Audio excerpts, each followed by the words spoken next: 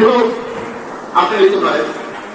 অনেক সময় দেখা যায় যে আমরা তারা প্রকাশ করে ঘরে নিতেই জুলুম হয়। যেমন ভাই বোনদের উপরে জুলুম হয়। যখন বাবা ফেরত হয়ে যায় তখন কি করে বোনকে ঠকায়, বাবা মারা গেলে বোনকে ঠকায়। বোনকে ঠকিয়ে নিজের করে সম্পত্তি নিজের নামে খেয়ে দেয়। অথবা বাবা যখন সরকারের আয়ত্তে থাকে, নেতৃত্বে থাকে, অধীনে থাকে, কি করে বাবাকে সুন্দরভাবে বুঝিয়ে পুড়িয়ে আপনার সম্পত্তি নিজের নামে খেয়ে দেয়।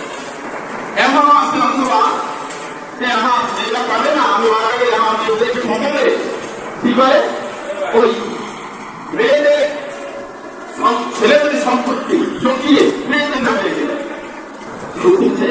শুধু ছেলেদেরকে লিখে দেয় এমনটা না, অনেক বাবা আছে এই জুলুমটা করে ছেলেদের সম্পত্তি মেয়েদের নামে লিখে দেয়। আমার মেয়েদের কোনো দিবে না, আগে লিখে দেয়।